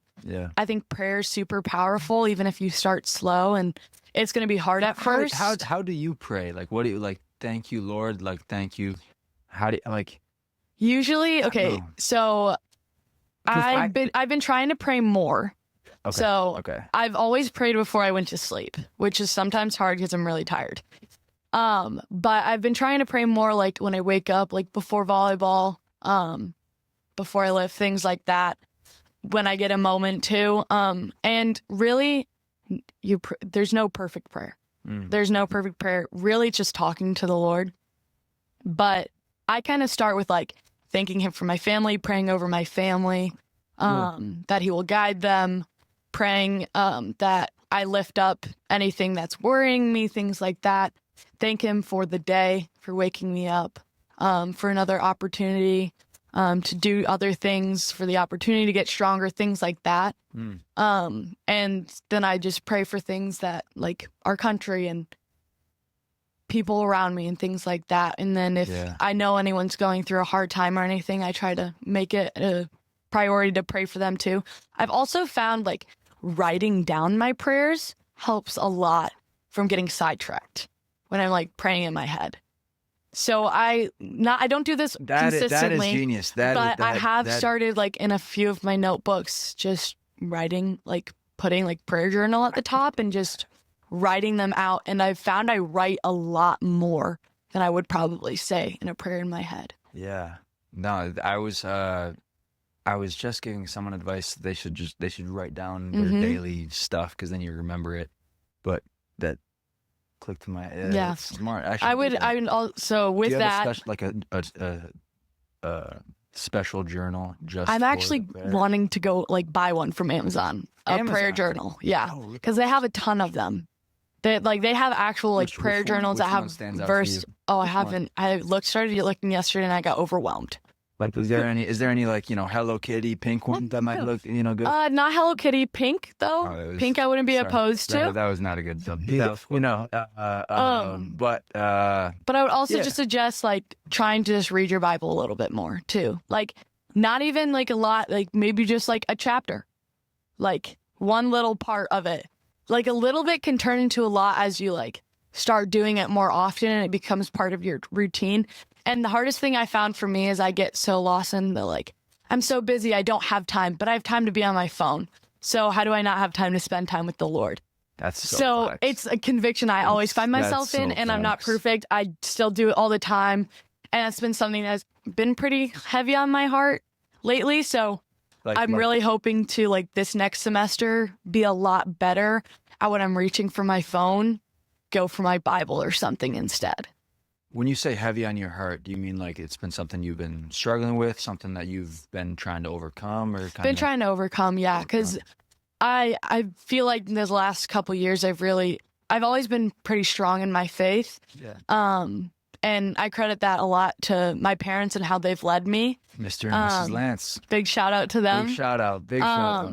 And so I've never felt like distant from the Lord by any means, but I've felt my relationship could be a lot stronger and I could lean on him a lot more. And really when I worry about volleyball things or stats things, like, I've realized how small that really is, and that if I rely more on God and I worry less about how I'm doing and if it's actually like glorifying God, that more will come, because Jesus does want us to succeed in everything. So just making sure that I'm not making things about me, which is really hard. It's really hard to do. But that is something I'm trying to work on in this next semester. Like, just be better about, is making sure I'm spending time in the Word and knowing God's Word so that I can better lead others and myself. Okay, so I'm going to give you a scenario here. Say pro volleyball, boom, you're at the next level. They got a big championship, right? A big championship, big tournament, actually. Yeah. Face a couple teams, you won, you just won, you're the MVP. They put the mark right in front of your face. What's the first thing you say to the camera, to the world? I would say, thank you, Jesus. All glory to God, first of all, because it's not about my life. It's about his, and he's the one who gave me this opportunity and these abilities, and he's the one that's pulled me through hard times and helped me when it was tough. So I would say thank you to God first. Have you seen any Deion Sanders clips? Yes, I have. That's one thing I love. You know, sometimes I think that's something he probably, something I struggle with, making everything about me. I feel like it's like it was a younger sibling thing, you know. I always had to fight for the, yes, you know, the I don't know, but I don't know why that I thought of that from Deion Sanders. Kind of just, you know, my brain's going a little wonky right now. But it's been a lot in college football and in NFL. Been seeing a lot more of it, and it's so amazing. And what's your favorite sports to watch in college? I like watching volleyball the best. Wait, here's a good question. Is there any other teammates of yours at Miami that are also, you know, deep into faith and have a strong relationship with the Lord? Most of my teammates are Christians, so I can talk to most of them about this. And we've done Bible studies on game days. And like I had said before, like, I lead my team in prayer, and it's something everyone wants to be a part of. Like, we don't force anyone if they don't want to. It's like, if you want to be a part of it, you can. And everyone always wants to be a part of it. And I think it's just a really cool thing within our culture and everything, that we can all turn it to God, and then just help lead each other in that way, because that can be really hard, especially in college. Yeah. But I think it's also important too, seeing all these people when they thank God when they win and whatnot. I would hope all these other athletes would too, even if they lost, would still say thank you to God first. Because it doesn't matter if we win or lose, it's all still for the glory of his name, and we trust in him no matter what. So I think people are getting lost in that, and they're starting to question if athletes would even say, like, thank you to God if they lost, and if they weren't being asked if, like, what they have to say about the win. But I think for a lot of these athletes, it's just so much bigger than our sport. Because I think it's very true, like, audience of one. It really doesn't matter what anyone else says or what our coaches say. Obviously, it matters what they say about our skill and everything, but in the end, it's what God thinks and what he thinks of us and how we've glorified him. So you have such a extremely mature, and I Thank can you. tell you're Thank deep you. in your faith. And I'm hearing you say all these things, and I'm just thinking like, I should go to church more, and I should like you're inspiring me. Thank for you. real. I'm Oh, not being in a good way. that's I didn't mean something that. I really want to do Yeah, too with yeah. my platform. Not only just bring awareness to type 1, but also like just like I've said, like in all I do, bring glory to God. And Yeah. even if it's not just me like talking about Jesus, but just through who I am as a person and how I hold myself, I hope that people can see his joy through me. So that's what I just try to think of when in interactions with people. And if I can bring joy to someone else, then I feel a little more accomplished. Yeah. On that note, you said something as a person. What do you want your legacy to be? So Reagan Lance, stud athlete, all-star in high school, all-star in college, and she's about to go to the pros. You're extremely successful in all areas, but you're also deep in your faith, and you're inspiring a lot of people. You're leading your team prayers, not team cheers. Wait, I mean, we cheer too. Yeah, I guess you could call it team cheer. But what do you want your legacy to be? After the sport, or just as a person, Reagan Lance. What do you want your legacy? I really want to be known as a servant leader.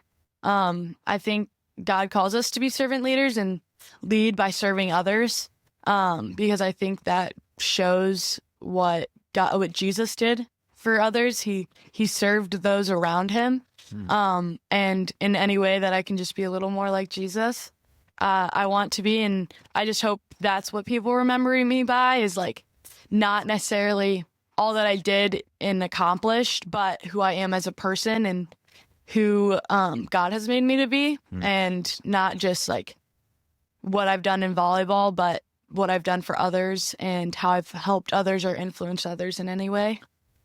Did you ever go through any like hard times with the Lord, or like where it was ever any struggles? I know your entire family is extremely faithful, especially with both your parents, but so was there ever any hardships or any tough times to find your relationship, or did you ever go through anything like that?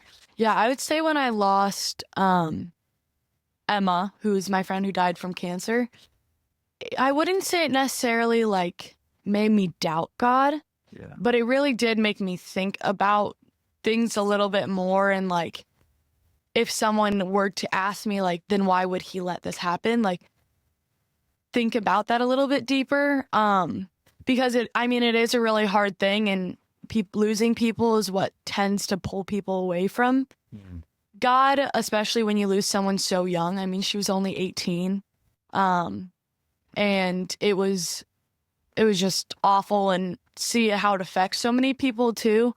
It more just like thinking about it, it was just really hard and put a lot of things into perspective of how lucky we are to get another day, because we're not guaranteed tomorrow.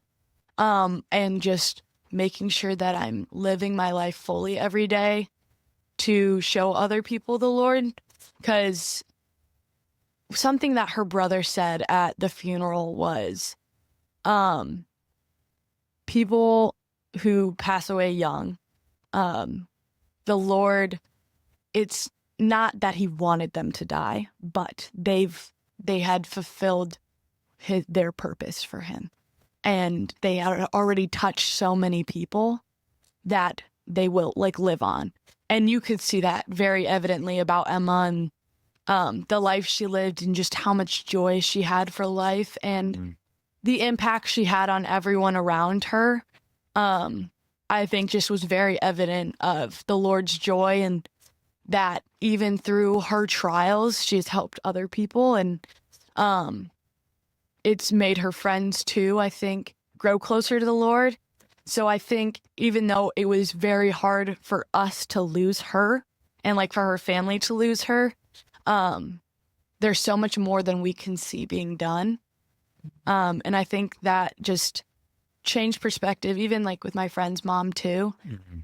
She's also very strong in her faith, and losing your mom is a very hard thing to go through, but she just like leaned on God the whole time. And even though she was upset and angry, like she knew that the Lord was going to be with her and was going to use her in some other way to maybe help someone else. Yeah. And I think about that too with like my type 1 is that like, it's not that God wanted me to have type 1. It's how many people can I help with this too? And like, who can I reach through sharing my struggles and what I've learned? Like maybe I could really help someone or make an impact on someone or something. I want to ask you a question about that. So you've done so much and you've inspired so many, but like when it comes to type 1 and when it comes to inspiring others with type 1, what's it? I mean, I don't want to say end goal because there's no end goal. It's just like inspire as many people. But like, what do you see as like a goal, or do you have like a vision in mind of what you want to do to set? I don't know. Does that kind of make any sense? Yes. Yeah. All right. I would really like to do like more public speaking event type thing with kids with type 1. I actually went to a type 1 camp this past summer. Where was with that? Dexcom. It was in Cincinnati, and I just talked to all the campers, and it was such a cool experience, and just like getting to talk with them and them ask me questions. It just made me realize like, one, how much I love people more, and just how much I want to continue to like share my story and maybe be able to help someone else. Yeah. So my big thing is like, I want just more opportunities to go out and like talk with kids with type 1 and help them in any way I can. Oh man. You said help them in whatever way I can. And the question I was going to ask is just not even about that. So I'm going to switch the question a little bit here. Okay, message to others. You know, there's some students from West Ottawa, right? They're like, Reagan Lance went to Miami and she's killing it there. But maybe they're struggling at West Ottawa and they're like, I don't know if I want to go to college. I don't know if I don't know. Because in their mind, I'm really switching the topic here, but in their mind, they either want to go play in college or they don't want to go to college. Are you a big believer in going to college? Are you a big believer in just doing whatever you want to do? Or what would you tell that kid at West Ottawa? Because a lot of people are going through that. I say it's very different for everyone. I think if you're not going to go to college, like you should have some sort of plan. Like trade school is awesome. There's nothing wrong with that. There's nothing wrong with that in any ways. Out there. Shout out like the plumbers, the electricians. It's amazing. And I think if you want to go to college, if you're thinking about college, you should really want to go there and make the best of that experience, because you're spending a lot of money if you're not on scholarships to be there. So you need to want to be there. And even like there's some people that leave with like $500,000 or like so much debt. Oh, I know. And I'm very blessed that volleyball is a head count sport, and I'm on scholarship for volleyball. So I didn't really have to think about tuition wise, like what the cost of school was. But a big thing when I was going through my recruiting process and everything was making sure that I liked where I was. And that if I didn't have volleyball, I would still be happy at the school I was at, because nothing's guaranteed. You don't know if you're going to get injured, whatnot. There's so many different things. And I didn't want to go to a school just because they were good at volleyball. I wanted to go to a school because the school was great and because I liked the volleyball, not just one or the other. And you got the best business school in the country, right? One of the best, yeah. I heard it was the best. Yeah, the best business. Best. Better than the Ivy Leagues. Because, I mean, like at the end of the day, it's just like what you absorb and how you absorb it. And if you're not going to put the effort towards college, then go to a trade. Go straight into work. There's absolutely nothing wrong with that. And you can do so well. And if school's not for you, school's not for you. But I think you really have to weigh like what you want and like what you're willing to put forward, because I don't think there's really any right or wrong answer there. because every person's different. And that's a great way. Yeah. I don't even know what I was expecting there. I did not have that plan, but you said you wanted to help people, and then the Dexcom, because it said partnership. So then I was like, was this something, okay, I know that you want to help people, and I know that money is the last thing you're thinking about, but is that something where, you know, you're spending a lot of time, or do you get financially compensated for that time? Yeah, so I'm a Dexcom U athlete. So it's like their NIL program. Yeah. So they compensate me in product. So they send me my CGMs, Dexcoms for free, which I mean, it's a lot of money. Those devices are thousands of dollars. So, yeah, they compensate me there, and then I just make posts for them and stuff. And this past summer, they flew all of us Dexcom U athletes out for a sports camp, and we went to San Diego. We got to go to Padres game. What? Yeah. Wait, so this wasn't the camp you were just talking about? So, okay, I've done multiple things for them because I've been a Dexcom U athlete. This is my second season. How did you become a Dexcom U athlete? I interviewed for it. How'd you get the interview? My mom is actually a diabetes educator, and so she knows like Dexcom reps and whatnot. Shout out Mrs. Lance. Mrs. Lance. But there's also, it's now more like widely known, so you can just like email them about it. So I'd emailed them about the Dexcom U program, and then they'd emailed me back. And then we set up an interview, and they wanted to sign me on. So I make posts for them, and like you can see them like on my Instagram and everything. No, you do a great job. Thank you. Thank you. Do a great job. And then they flew us out for that event, which was super cool. Paid for our hotel, food, everything. Super fun. And it was also really cool because all the other Dexcom U athletes were there. So there's like 13 of us. And so just getting to like be with a community of people that all understood what you were dealing with, and like all of our machines beeping at the same time. And like, it was just, I feel like that's like the most relaxed I've ever been, funny enough, just because it can feel very isolating when you have type 1 and you're around people that don't. Yeah. Because it's constantly something you're thinking about, and there's so many things you always have to think about. You can't, it's a 24/7 job. Like, you don't get any days off. Diabetes burnout is real. It is so real, and it can come on really strong sometimes. Burnout, but like you can't burn out. Yeah, right? you can't. You can't, but you like do. It's just you like mentally break down, and you just like are really upset and like out of it. Yeah. And cry a lot. But you know, you get it out of your system. It happens. It's okay. Yeah. It's just having a good community is really big part of it too. Is like surrounding yourself with good people. But just being in that community, like, just made me feel so much more relaxed when things that usually like stress me out weren't stressing me out because it was having to other people too. And then we ran like a sports camp, and so I got to meet some professional athletes with type 1, and we talked to kids and did a Q&A, and just getting to connect there was just so cool, and like seeing the impact that I could have. And then later on in the summer, they asked me to go speak at that camp in Cincinnati. So yeah, it was really cool. Nice. Yo, no, you could speak. Yeah, you could.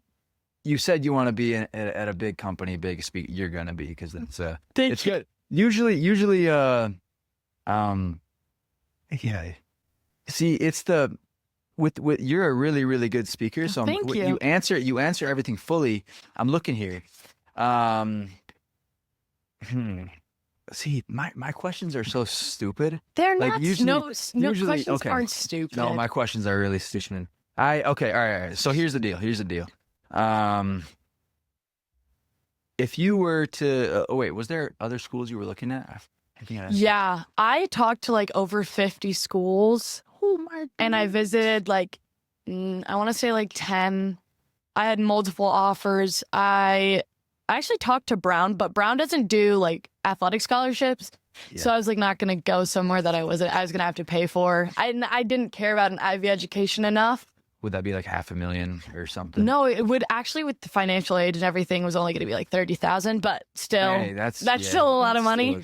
Good chunk. Yeah. Plus room and board, minus like. No. I have actually no idea. Yeah. That gets tricky. I looked at Liberty. I had an offer from them. East Carolina, Stephen F. Austin in Texas, SFA. I talked to California Baptist. Nice. I talked to Utah State. I talked to Maryland. I talked to Central Michigan. I talked to Ball State. I talked to Northern Kentucky. I talked all over. I talked to High Point, which their campus is like Wait, Disneyland. So that's like military, right? No. Wait. I actually don't qualify for military schools because Wait, what is High Point then? High Point is in North Carolina, I think. But no, they're just a normal college. Normal college. Shout out High Point. Except for like it's like a literal gated community. Like you have to like show an ID to get in. Yo, I don't like being called buddy. I really don't. I really like that's like my least favorite word. Do your brothers call you it to piss you off? No. Well, no. But like everyone growing up just called me buddy. Mm-hmm. I hate it. And I've told Blake that a million times, and then today like he gives me a hug and then says buddy.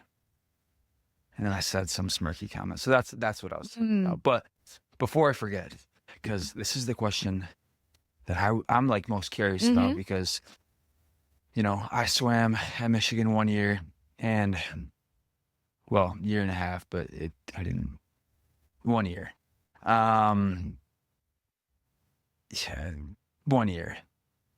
It was like, okay, that funny story, actually. They think some of my old teammates are going to come on and they'll definitely make fun of me for it. The last time I ever swam, literally ever swam, I was mentally tortured, 200 fly. And I got destroyed by the freshmen, and that was my last race ever swimming. I don't even know why that popped in my head, but as an athlete, right, you kind of get, you get so close with your teammates because you're all on the same schedule, and it's like, I hate the word NARP, but like, you know, I use it too often, yeah, and people don't know what it means. Shout out I'll be like, all the students out there. You know, it's just like I'll say NARP with no problem because I think it's hilarious, and I refer to people regularly as NARPs. But then I say it to their face, and they're like, "Huh?" And I'm like, "Oh, you're a non-athletic regular person." Yeah. Do you say that? How does? Oh, I say it all the time. Like my teammates and I, we joke about we're like, "Ugh, the NARPs. Like, what are they doing with their time right now?" No, shout out NARPs. Shout out NARPs. You're awesome people. You're great people. It's just like we just call you NARPs. Sorry. Have you ever had like I just can't call them a regular student. They're just NARPs. Yeah. Well, okay. Is Miami like a big? It's a D1. Mm-hmm. But there's not like 50,000. How many students are there? Like 20,000 around. So I think. What percent athletes are there? Oh, because it's always different. Some schools have like 50%. Some schools have like 20%. I think it's like maybe 5-10%. It's pretty small. The percentage is pretty small. Oh, wait. Oh, so you guys are like do you get like athlete bags? You walk around with athlete bags? Yeah. That's like, are you a Nike school? No, we're Adidas. Adidas. Okay. Yeah. So what's like the best thing on the fucking? I'm trying to be done swearing on the podcast, but okay. So on your Adidas Christmas, whatever you call it. What's the favorite thing on the list? Well, this year, no hate to Adidas, but they just got like bought by someone else, so they were really slow this year. So we didn't like get most of our stuff. Like we got it like in random spurts. Like we got our new hoodies like the week before we left. Which no hate, very thankful for everything I get. Shout out Adidas. But my favorite thing this year was probably the red hoodie we got because it's really comfortable. Really? Are you a big hoodie person? You like hoodies a lot? I do really like hoodies and sweatshirts. Oh, probably. Okay. We finally got something that says volleyball on it. Thank goodness. But that's because our coaches made sure we got it. So we got like a black crew neck, which I really love that crew neck. What else? I really like a lot of the things we get. A lot of the stuff we get is like for practice and games.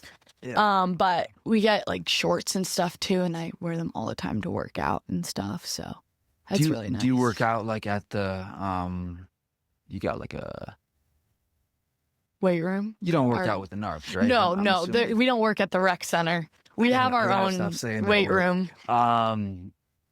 Because some people got pissed at, not at me, but there was... Someone got mad at you for it?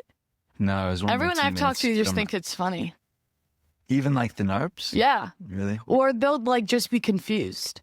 And then I'm like, oh, I'm sorry, I forgot who I was talking to. Okay, well, the question, well, I'll say it at church when I'm talking to someone and they're like, NARP? I'm like, oh, they non-athletic regular person. That's what a NARP is. Yeah. It's more fun to say NARP. It's way more fun. Because then it feels like you're like attacking them, you know? Oh, no, it's nothing against you. It's just athlete NARP. If I wasn't an athlete, I would be a NARP. It is so hot in here. Like I'm like sweating right now. You're sweating? No, it's the opposite, but I'm like telling us. Yes. So I'm like, you're gaslighting yourself. Yeah. Which it actually works in a way. I'm boiling right now. Okay, so it's hard to kind of make plans with people. That's where I was. Like people, some people don't understand that. Like, you got things to do. I got to be up in the morning. So has that ever been difficult to deal with? Or like, your first year, was that ever kind of like, wow, it's like my teammates and my teammates only, and it's really like that's it. I didn't really make any other friends until the spring. So, like, I actually knew no one except for my team and then a few other athletes. But that's just because, like, you go to class, you go to practice. You go to your dorm, you do homework. Who do you live with? Do you live with? I live with one of my teammates. Yeah. How is she? Oh, I love her. You guys don't clash at all? No, we're great. We're the same position and we don't clash. We're great. Good. We keep it very civil. It's awesome. No, I love her. Shout out to Chelsea. Shout out Chelsea. Do you... How many... Oh my gosh. It is hard when it comes to group... 13 people? 13? I don't know how many people. 16, 13? My team actually had 22 people on it this year. Well, one girl had medically retired, so we had 21 who could play. 3 ended up redshirting, and to travel, you can only have 18 on your bench. But now NCAA capped the roster, so now you can only have 18 people on your team. So we'll have 18. So you're gonna have 5 cuts? That already happened. People that ended up transferring out. One girl didn't want to play volleyball anymore. And then a few people didn't necessarily get cut, but it was like, you're maybe going to get cut after the spring. So they chose to leave on their own terms, and they're finding places that are awesome for them. So, we had 4 people transfer. 4 people transfer. Mm-hmm. Yeah, that's not fun. My freshman year, actually, I was never a good practice swimmer, but at Michigan, I wasn't even like, it was crazy. I would get just killed. Cause like, I'm like a racer, 50 free, that's it. So I only liked the free when I swam too. 50 free, I was a sprinter, really? Yeah. I hated long distance. Yeah, absolutely. There was what other races did you swim? You swim 50 free? You do... I really started only I think I did the 50 and the 100 free, and then I was in relays sometimes. Yeah. I hated backstroke. Hated it. One time I hit my head on the wall, so I was just like, no thanks. And I just like would splash water into my mouth and like die.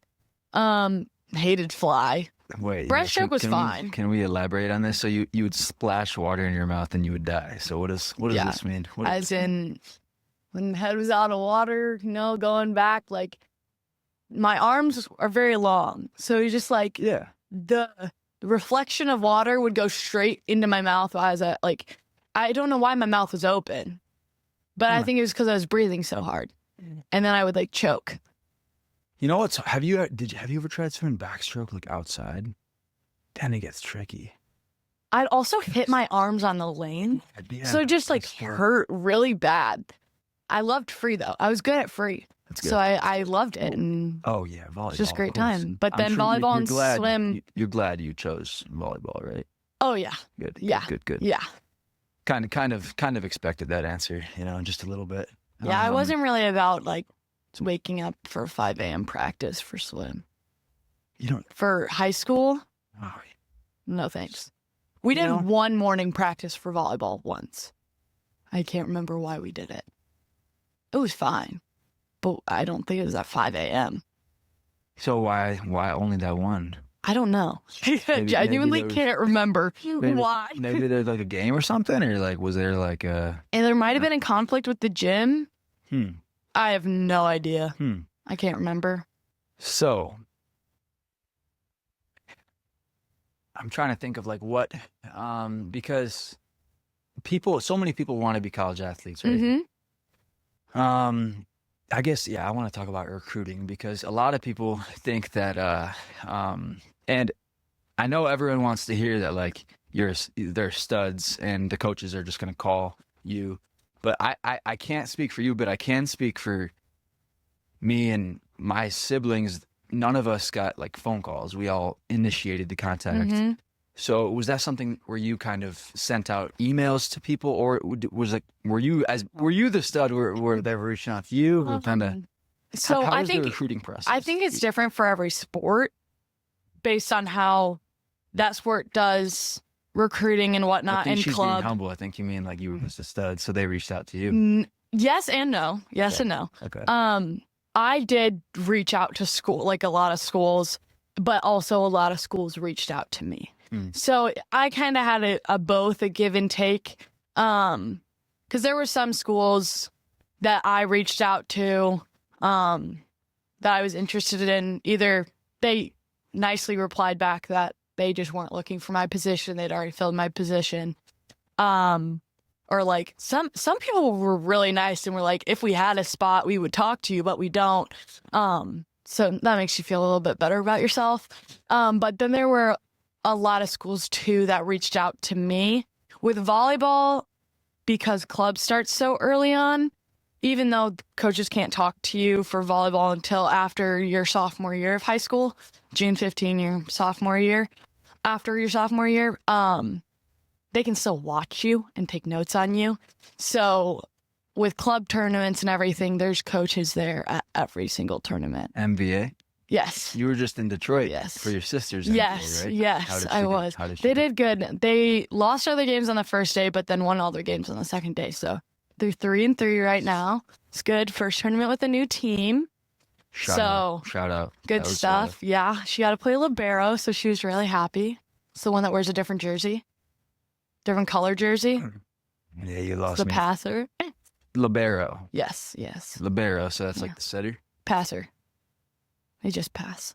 Like a football, basically? Sure, yeah. Kind of. Okay, all right, we got sidetracked there. Yes, okay, but with recruiting. So they can watch you, take notes on you for a while so that like when June 15 hits, they can like, bada bing, we want you. Bada boom. Or like, we want to talk to you. So I had a lot of phone calls, and it was definitely give and take. I reached out to some schools just reached out to me. I honestly didn't know what Miami was until they reached out to me. So I know. Look, Tyler Bosma. Yeah, he played baseball there, right? Yeah. Did you ever see him? No, he was long gone before I was there. Oh, really? Yeah. Oh, what? There was Blake Bosma. Yeah, he's playing football. Well, he's transferring. Where's he going? I don't know. Miami. No, hey, I don't know. Miami's actually really good at football. Really? Yeah. I swam at Miami, not like at Miami, but like when I was younger. Actually, I don't even know if I swam there, but I know I went to meets there to at least watch. Got a pretty nice pool. Yeah. Do they still have a swim team? Yeah. They do. Our swim team's actually really good. Shout out Miami. Okay. I know this has been a problem. No. I'm gonna switch it. Okay.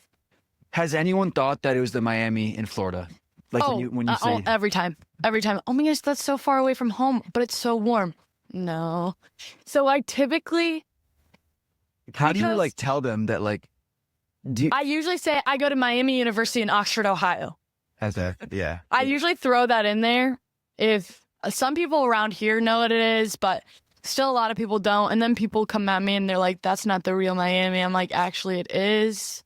Because Miami, fun fact, was established in 1809, which was before Florida was even a state. So the U was nowhere near being around. Wow. Shout out Miami. Yeah, go Red Hawks. Go Red Hawks. Oh my goodness, I remembered that. Wait, no, I didn't though. They didn't. Okay, let me recruiting. What other subjects do you think the kids, high schoolers watching this, younger people that wanna be a college athlete, volleyball player or any college athlete? What would be your advice to them? What year do you start? What year do you think about it? And how do you kind of have the grit, like the determination to like go after? Because you have to be obsessed. If you're, I mean, you gotta be. It's gotta be something that's the only way you get good at it. Yeah, you know what I mean? For sure. I mean, I think especially for playing college sports, no matter what level, D1, D2, D3, NIAA, it's going to still be a big commitment of your time.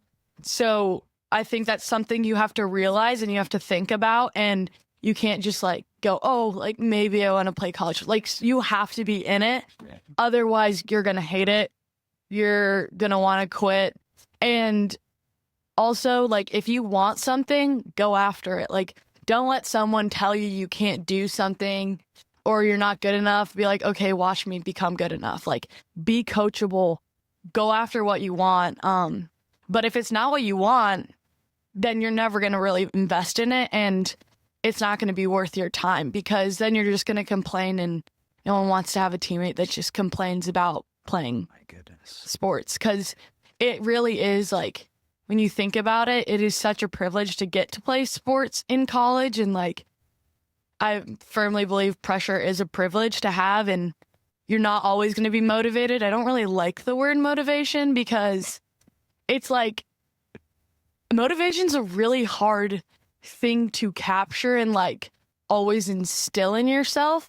But like the word you said, discipline, like if you're disciplined, every day is not going to be the same. You're not always going to be feeling it. You're not always going to want to go to practice. You're not always going to want to deal with people. Most of the time, you're going to get overwhelmed and not want to do school and sports. But if you're disciplined, like you're going to stay on top of it and you're going to figure it out. But like, don't be ashamed to like need a break or like take some time for yourself, because if you're not taking care of yourself, how can you help those around you or like care about others people? And especially if you're in a team sport like I am, like if I'm not taking care of myself, I can't help my teammates or take care of them if they're having a hard time. So I think it's very much a give and take, but it's something you have to think about and like commit to if that's what you want to get after. If you want to get after it, then you better be like in it to go get it. Because if you're 1 foot out the door, like coaches can see that and you just won't feel great. You won't be in it. You won't want to be there. And also teammates can feel that when you're starting to back away or you're not fully in it for the same reasons other people are. You have to want to win so bad that like you despise losing and like you never think you're going to lose. Even if you do lose, like everyone loses at some point. But you can't ever be like, oh, this team is so good or like we can't beat them. Like never say the word can't. Just don't. It's a bad word in my opinion. Yeah. Do you think that a lot of girls are sometimes afraid to be competitive, or guys in general, just people are afraid to be competitive because they don't want to like offend anyone or make anyone feel bad or make people think they're a bad person? Or... Yeah, today's culture, especially like they want to be canceled. They're like, you don't want, like a lot of people are people pleasers, but honestly, like you can't care about like what they think, especially when you're in a team sport, but you're still competing with people. It's a really hard thing to balance, but you can only control what you can control. You can't control what other people do, and you can't control what your coach decides to do. So never let someone else getting a spot over you make you not like them, because you just need to work harder. Or And you may not play harder. Like, just play harder. I mean, like, that's something I've tried to think about more. Like, if I'm frustrated, I'm not getting playing time. Like, obviously, like, you're going to be frustrated. You're not going to understand. And it's easier to have perspective outside of season than in season. But that's, like, something I try to reflect on after season is, like, okay, how could I have, like, handled this better? And I think in times of, like, doubting or being frustrated or confused about what your coach is doing, is you cannot control what they decide to do, and you may never agree with them. You may not agree with what they end up doing in the end of it, but you can control the effort you put forward. And if you know you're giving everything, then, and they're still not seeing that, either then go somewhere else or just continue to talk with them, like find out what they're still not seeing so that you can put that foot forward and work towards that and just outwork those around you. But then still be kind to other people. Like, just because you're competing with someone doesn't mean you have to be like rah at them. Yeah. After the game, definitely be kind. Definitely be kind after the game. But like, if it's a game, maybe in a game, like if we're, I feel like don't you want to get in their head in a way? Yeah, like in practice, like if we're playing 6-on-6, we can compete really hard and like get mad at each other. Oh, yeah. But like after, it's like, oh well, I'm gonna get them tomorrow. Or like, they're not ever doing that to me ever again. Like if I get blocked by someone at practice, like I'll get mad internally and like use that to like help me play better. But I'm not like mad at that person. Well, I'm mad that they blocked me, but then I say like, I need to be better. And then thanks for pushing me. Yeah. So I think there's healthy competition and there's also unhealthy. There's also unhealthy competition. I think if you're going against opponent, be as mean as you want. I don't care. Yeah. No, I think that's like the competitive nature, though. It's like everyone has it. It's just like you do what it takes to win. In those sports, like in team sports, I was always that kid who was talking a lot. Yeah. Smack. But it's in swimming. But at the same time, like especially at the level that we're at, if we don't push each other in practice and like compete with each other and like get after each other a little bit, like what's going to happen during a game? Because the other side is not going to be nice to us. Like they're not going to do things just to make it a little easier for us. Like we can't let up on our teammates because they're our teammates if we're trying to push them to compete higher against another team. Have you ever had like beef with another team? Like beef, like you guys hated them or they hated you? I don't know why. And half the time I don't even know why. They just make me angry and they annoy the crap out of me. So we're just like ugh. Yeah. And then you just beat them? Yeah, we tried to. Every time? Yeah. Every time. I mean, like... off with their heads. Do you think, how do you think... Yeah, no, shout out... No mercy. No mercy in volleyball. No mercy. I used to do that in baseball. I used to play a little bit of baseball. It still kills me to this day. I never hit a home run, but I was close one time. It hit the fence. On the fly. Still kills me. This was like 10 years ago. But, I was going to ask a great question. What was the question? What were we just talking about? It was like... if another team like had made, like we didn't like them. Another team. Some teams are just like annoying. Like they just do annoying things or like they're really cocky and like having a chip on your shoulder is good. Ego. Yes. How do you deal with ego? Because I think, sorry to cut you off. No, you're good. You remembered. Ego, I feel like, I don't know. People try to hide their ego, or like act like they don't have an ego, or be humble. But like this is a hot take. But being humble means like, there's some stupid definition for it, but it means you don't value or like you don't express value for yourself, and then like. But I feel like then you're just training your mind to not value yourself. Whereas when you're in a competitive sport like volleyball, where it's like, it's a grind, it's a fight. When you're there, it's like, it's a competition. You got to believe in yourself. How do you kind of deal with that? Because, I don't know. I feel like nowadays, at our school, it's rare to have, the competitive person. It's someone everyone wants on their team, but it's someone that everyone doesn't want to play against for a reason. Yeah. But how do you kind of deal with that? And how do you feel about ego in sports? And I think a little ego is great because you have to be confident in yourself. If you're not confident in yourself, no one else is going to be confident in you, and you just won't succeed. Because you'll just end up getting in your own way all the time. So I think being confident and having a little chip on your shoulder is good. I just think I think it's a difference when people just embody being humble and then they just put their self aside. But I think you can be humble with your words and like not like, oh, I'm like so good, like going around to everyone, like just trying to show like, oh my goodness, I'm like this big athlete, whatever. And then, Stud. but like your actions not being humble in a way. Like when I'm playing, I'm not going to hold back. I'm not going to be humble to like make it easier for someone else. I'd be humble in the way of like helping my teammate and like setting them up for success, but I wouldn't do it to hinder my own success. So I think having a little ego and chip on your shoulder and just like confidence in general is really important. But I think there's to an extent of like when people take it too far because they just get full of themselves.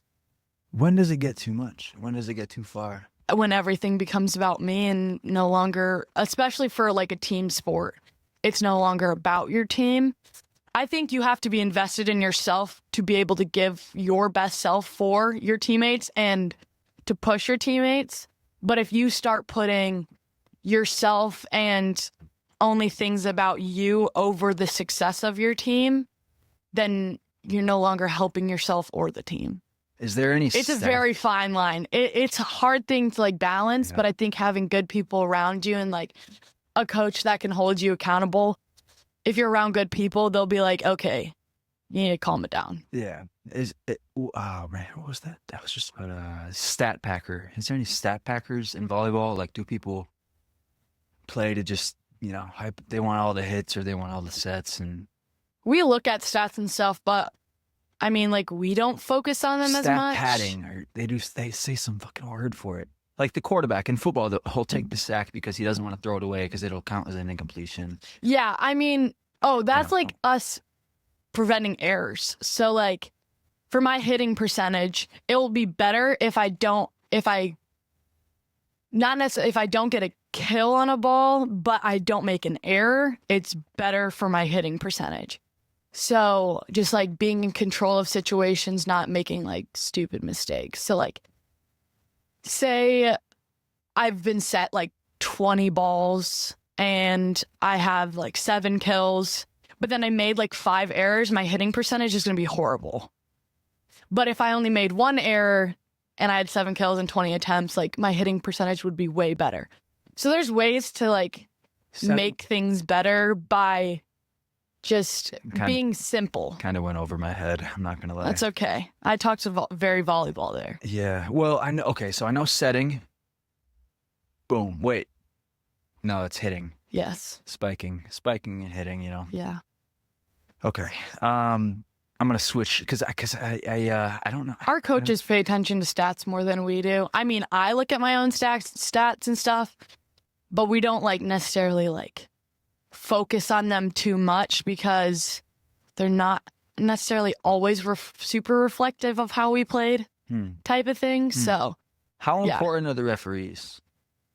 Very important. Have you ever like yelled at the referee? See, in volleyball, it's very important for us not to because my coach is very passionate. He's a very passionate man. Yeah. He got yellow carded almost every game. He'll fight for us. He'll fight for when they're making bad calls and they're not paying attention. We have challenges. We can challenge calls so they can like re-review the call and stuff. Throw the red flag in the ground. Oh yeah, not a red flag, but a green challenge card. Oh. Wait, that's actually sick. So you get like a. Yeah, you just pull it up. You're like, I'm a challenge, and you say what you're challenging. And then they review it. They review it on camera. Like if you're trying to challenge like a touch off the block or someone in the net, if the ball was in or out, things like that. So, because I was that kid, and when I played baseball, right? I was the pitcher, pitched it. The ump calls a ball. I'm like, that's not a ball. I wouldn't say it in that tone, but I was that kid to yell at the referee. It took me a little bit to realize that, like, you probably shouldn't do that, and that referee is just like a kid. Now he's like my age, and it's like, what was I doing? But